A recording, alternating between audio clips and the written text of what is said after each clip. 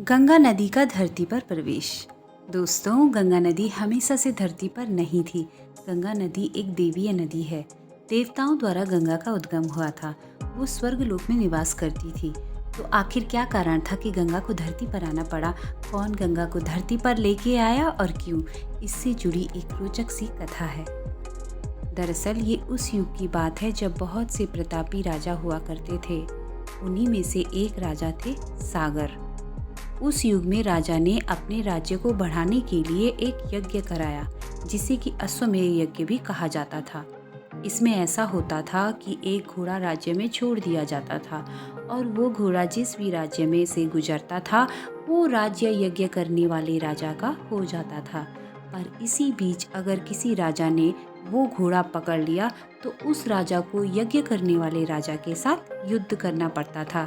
एक बार राजा सागर ने भी ऐसा ही अश्वमेध यज्ञ कराया था और घोड़े को छोड़ दिया। पर उस समय भी इंद्रदेव को ये भय था कि कहीं अगर घोड़ा स्वर्ग से गुजरा तो स्वर्ग का सारा राज्य राजा सागर के पास चला जाएगा, और यदि कहीं घोड़ा पकड़ लिया गया तो राजा सागर से युद्ध जीतने की कोई भी उम्मीद नजर नहीं आ रही थी। ऐसी स्थिति में इंद्रदेव ने बहुत ही चालाकी से सोच समझकर निर्णय लिया और भेष बदलकर घोड़ा पकड़ा और उसे कपिल मुनि के आश्रम में बांध दिया। राजा सागर को इस बात का पता चला कि उनका घोड़ा किसी ने पकड़ लिया है, तो उन्होंने गुस्से में अपने 60,000 पुत्रों को युद्ध के लिए भेजा। कपिल मुनि अपने आश्रम में ध्यान लगाकर बैठे थे। राजा सागर के पुत्र भी घोड़े की तलाश कर रहे थे, और जब उन्होंने घोड़ा आश्रम में देखा तो आश्रम में हुई चहल पहल से मुनि जी का ध्यान हट गया। जब राजा के पुत्रों ने मुनि जी पर घोड़ा पकड़ने का झूठा इल्जाम लगाया, तब मुनि जी ने गुस्से में आकर राजा के सारे पुत्रों को भस्म कर दिया। इसके बाद राजा के पुत्रों की आत्मा को शांति नहीं मिल रही थी। कई पीढ़ियों के बाद उस कुल में राजा भगीरथ का जन्म हुआ।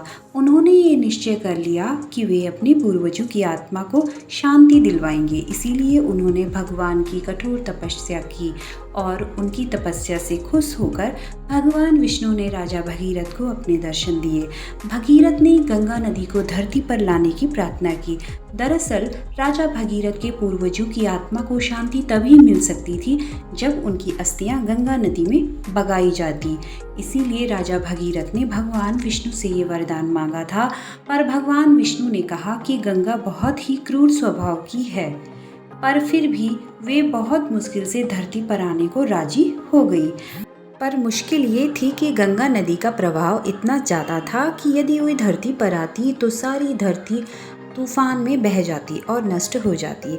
ऐसे में भगवान विष्णु ने शिव जी से प्रार्थना की कि वे गंगा को अपनी जटाओं में बांधकर काबू करें ताकि धरती को कोई नुकसान न हो। जब गंगा बहुत तीव्र गति से धरती पर उतरी तब चारों तरफ धरती पर तूफान सा छा गया।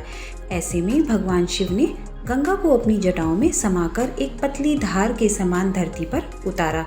इस तरह गंगा का धरती पर प्रवेश हुआ। राजा भगीरथ के अथक प्रयास और कठिन तपस्या के फल से ही गंगा धरती पर पधारी। इसीलिए गंगा का एक नाम भागीरथी भी है।